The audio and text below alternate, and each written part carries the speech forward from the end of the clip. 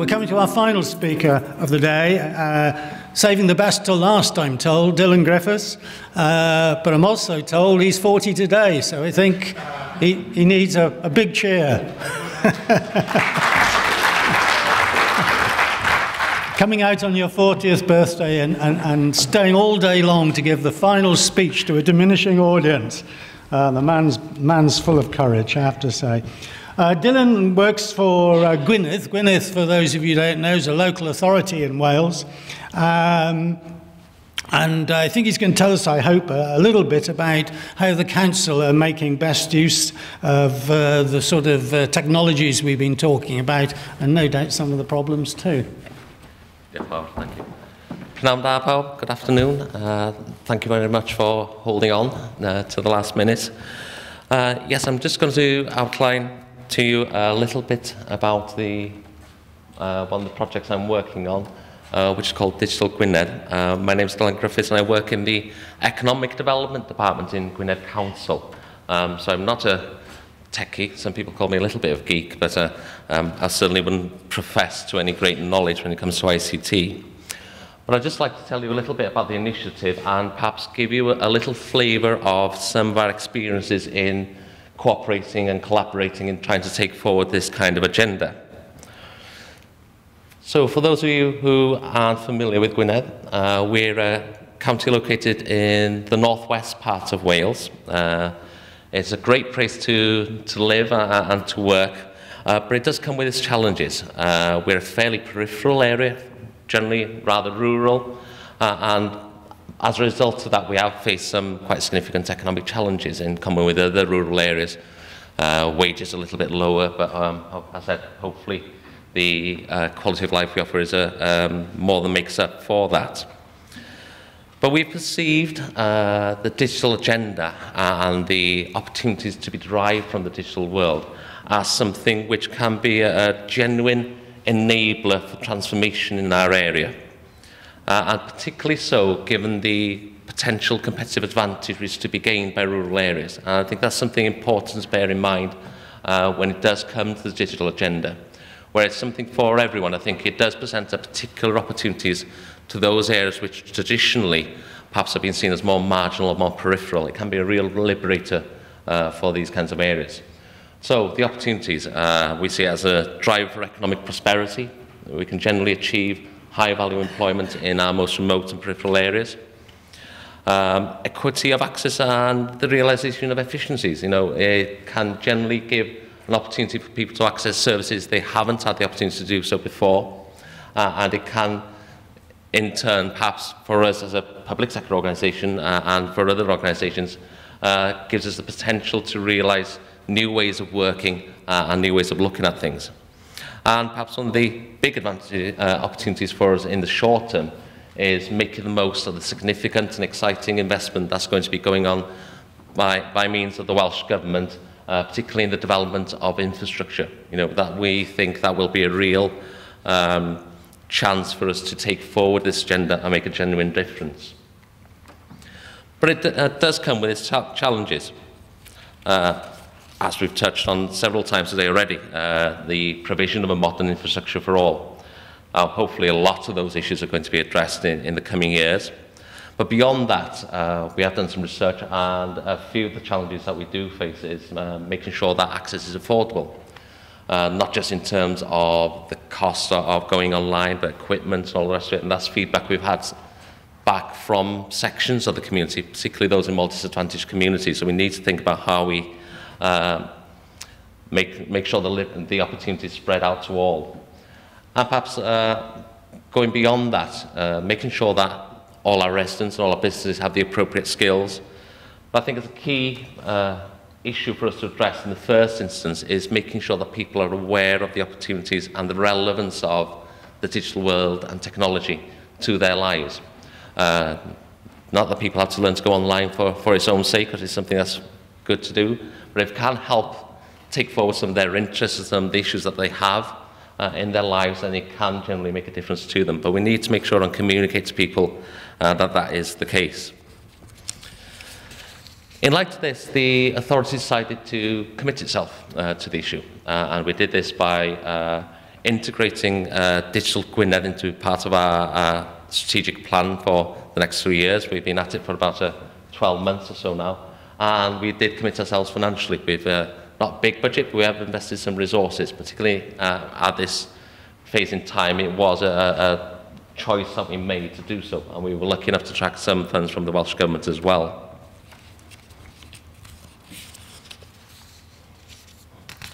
And then just to touch on the fields that we're working on, and I'm afraid these are a blatant case of plagiarism.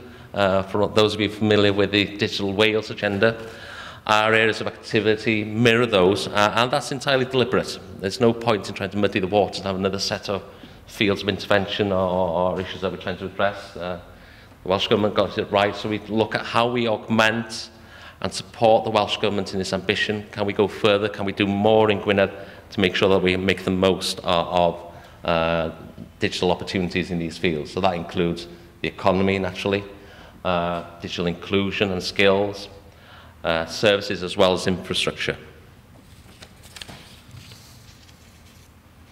Going on to looking at how we're looking at taking things forward, how we're trying to do this. I would say, even though we've been at it for about 12 months or so, this is just the beginning. You know, it's such a huge field, and the more we do with it, we get involved, the more we realise this. It's like the old adage of eating an elephant. You've got to cut into small pieces first. And that's how we're going about it. But I'd just like in the next part just to touch on some of our experiences and some of the characteristics that we found in taking the project forward. One thing we've done is try to bring together a project team. And this has not been concentrating only on people with a particular speciality or specialism in digital issues, but it needs to, we're looking at a multidisciplinary group of people. Involves ourselves in economic development, corporate IT department, so we can pick their brains, planning, town and country planning in the authority, are things that they can do through policy to help make it easier to deploy new technology. Communications, information research, and several others. And also the project team is multi-agency. We started out looking at ourselves as an authority, but we now involve the Welsh Government. We have some great support from the team there. One of our local universities, Bangor, they have great knowledge and specialisms, particularly in digital technology, so we need to make the most of that. And other initiatives like Communities 2.0, which is a national initiative for digital inclusion. But beyond just a project team, we do try and ensure there's a broader involvement. The other providers of public services in the county, communities, businesses, and try to communicate and to a degree evangelise, you know, the possibility or the potential that the digital world does offer in realising what are already their priorities in looking forward. I just wanted to touch perhaps on some of the key characteristics that we've found in trying to take this agenda forward to date. And just to summarise them in a few key words. A shared sense of ambition. We've spent quite a lot of time and effort trying to communicate and develop a sense of ambition about what we can achieve through digital technology in the area and how it can be of benefit. I think creativity is very important in this field as well. And in that sense, I think it can sometimes be a mistake to think we can rush forward straight away to initiatives. We need to make sure that we have time and space to think creatively about how we address these issues, and particularly in the individual context of different areas. Every area is different, so you need to think about how you bring that, the advantages of digital technology to bear in that context. Understanding. We spent quite a lot of time doing some initial research work. We asked people who already use the internet what they did online, what they'd like to do, and also we spent quite a bit of time trying to make sure that we understood why the people that weren't going online weren't doing so. You know, some people complete lack of interest, some people unable to get access, other people just didn't see the relevance of it to them, and there was another group that people who desperately wanted to, but said they couldn't afford to, even though they could see the relevance of it to their lives. And then that we tried to develop amongst all the stakeholders a common interest. I think that's something that can't be underestimated. I think you can talk to people and you can convey and convince them about the benefits of the digital world in a general sense. But you also need to help people relate that into their core mission in terms of whether it be sort of changing public services, economic development, etc. It's got to show a relevance to what they're trying to achieve anyway. And that's something that we try and bear in mind. And over time, it's perhaps become clearer that it sort of has some sort of shape, and this is my attempt to sort of look at that. I think we need to look at three fields. Make sure that we have activities that bring some sort of economic gain or deliver some economic gain. But also look at what initiatives on how they bring business gain to the organisations involved, as well as societal gain. Now, any activity may be more driven towards one of these areas, but you need to think about the relevance of that activity to the other two as well. I think the ideal is those activities which strike a balance between them, or hopefully land in the middle of that diagram. And in doing that, you ensure you have buy-in and have the enthusiasm of partners in taking things forward.